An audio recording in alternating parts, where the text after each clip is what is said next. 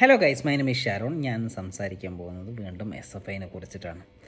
ഗത്യന്തരമില്ല. കാരണം എന്ന് വിചാരിച്ചു കഴിഞ്ഞാൽ അവന്മാർ പിന്നെയും പ്രശ്നങ്ങൾ ഉണ്ടാക്കിക്കൊണ്ടിരിക്കുകയാണ്. അപ്പം പറഞ്ഞു പോയേ പറ്റൂ. കാരണം ഈ കാലയളവിൻ്റെ അകത്ത് വിദ്യാർത്ഥി പ്രസ്ഥാനങ്ങളെ നശിപ്പിച്ച ജീവിതങ്ങളെന്ന് വെച്ച് കഴിഞ്ഞാൽ വളരെ കൂടുതലാണ്, വളരെ കൂടുതലാണ്. അതുകൊണ്ട് തന്നെ ഇവരെക്കുറിച്ച് പറഞ്ഞിട്ടില്ലെങ്കിൽ, കാരണം ഈ ഒരു പ്രസ്ഥാനത്തിനും അത്രയും മോശമായിട്ടുള്ള കാര്യങ്ങളാണ് നടന്നുകൊണ്ടിരിക്കുന്നത്. അത് കൃത്യമായിട്ട് മാർക്ക് ചെയ്ത് തിരുത്തിയില്ലെങ്കിൽ ഈ പ്രസ്ഥാനം നശിച്ചു പോകും. എല്ലേ തന്നെ നാശത്തിൻ്റെ വക്കിൽ തന്നെയാണ്. കുറച്ച് വാലക്രമികളിലുകൊണ്ട് പിടിച്ചു വെക്കുന്നു എന്നുള്ളതല്ലാണ്ട് അതിൻ്റെ നേതാവ് പോലും പീഡന കേസിൻ്റെ അകത്തും കച്ചറ കേസിൻ്റെ അകത്തൊക്കെയുള്ള ഒരു കാപ്പ കയറിയിട്ടുണ്ടെന്ന് തോന്നുന്നു. എനിക്ക് ഓർമ്മയില്ല. അങ്ങനെയുള്ള ഒരു പ്രതിയാണ് ഇപ്പം നേതാവായിട്ട് നടക്കുന്നത്. അങ്ങനെയുള്ള ആളെടുക്കുന്ന വലുതായിട്ടൊന്നും പ്രതീക്ഷിക്കൊന്നും വേണ്ട. പക്ഷേ ഇന്ന് തല്ലിയിരിക്കുന്നത് സ്വന്തം പാർട്ടിക്കാരനായിട്ടുള്ള പ്രവർത്തകനെ തന്നെയാണ്.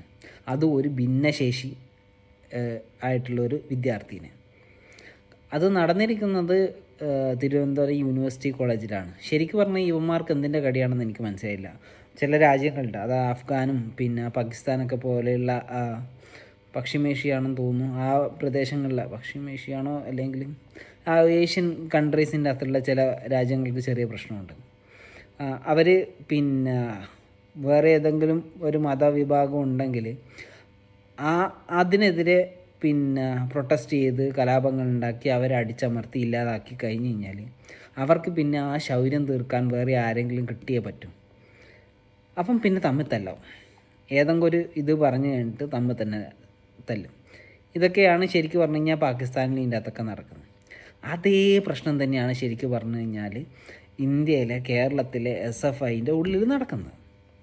അതായത് മുമ്പ് ബാക്കിയുള്ള രാഷ്ട്രീയ പ്രസ്ഥാനങ്ങളൊക്കെ ഉണ്ടായിരുന്നു.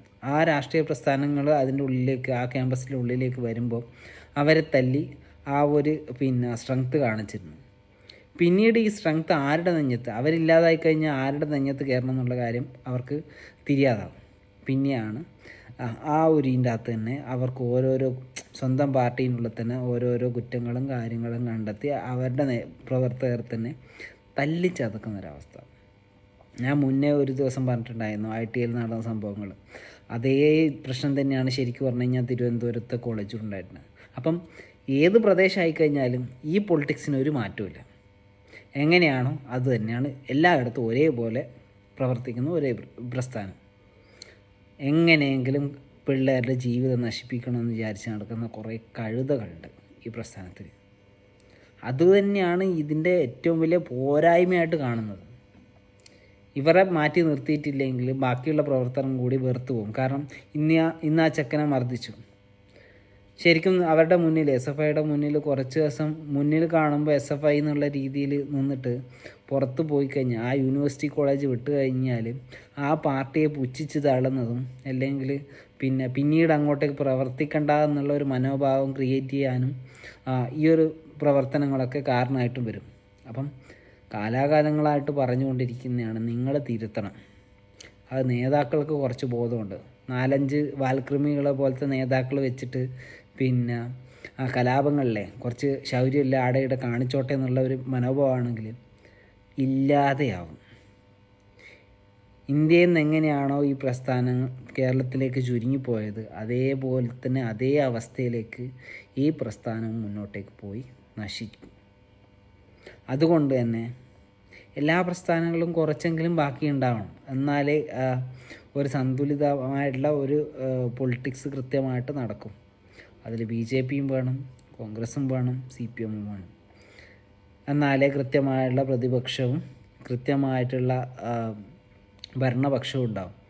ഏതെങ്കിലും ഒന്ന് കൂടുതൽ അമിതമായിട്ട് വന്നു കഴിഞ്ഞാൽ ആ രാഷ്ട്രം അല്ലെങ്കിൽ ആ പ്രദേശം നശിക്കും. അതുകൊണ്ട് തന്നെ SFIയോടും കൂടിയാണ് പറയുന്നത്, സ്വയം നശിക്കരുത്. കുറച്ചും കനലൊരു തരി ബാക്കിയിരിക്കട്ടെ കാണാനെങ്കിലും. സോ ഈ കേസിൻ്റെ അകത്ത് കുറച്ചുകൂടി സ്ട്രോങ് ആയിട്ടുള്ള ഇഷ്യൂസ് ഉണ്ട്. കാരണം ഭിന്നശേഷിക്കാരനെയാണ് തല്ലിയിട്ടുള്ളത്. തല്ലിയത് SFIക്കാരാണ്. തല്ലിയ സ്ഥലം ഇടിമുറിയാണ്, അതായത് യൂണിയൻ ഓഫീസാണ്. പോരാത്തതിന് വീഡിയോ ഫുട്ടേജും ഉണ്ട്. കള്ളം പറഞ്ഞു നിൽക്കുകയെന്ന് വിചാരിച്ച് കഴിഞ്ഞാൽ തല്ലിയത് SFIയുടെ അവിടെയുള്ള ഒരു നേതാവാണ്, യൂണിറ്റ് ഭാരവാഹിയാണ്. തല്ലുന്ന വീഡിയോ പുറത്തിറങ്ങിയിട്ടുണ്ട്, വാർത്തകൾ വന്നിട്ടുണ്ട്. പിന്നെ പോരാത്തതിന് കോടതി ജാമ്യാപേക്ഷ തള്ളിയിട്ടുമുണ്ട്. തിരുത്തിയേ പറ്റൂ. Signing off. ഈ വീഡിയോ ഇഷ്ടമായിട്ടുണ്ടെങ്കിൽ സബ്സ്ക്രൈബ് ചെയ്യുക, ഷെയർ ചെയ്ത് കൊടുക്കുക മറ്റുള്ളവർക്കും കൂടി.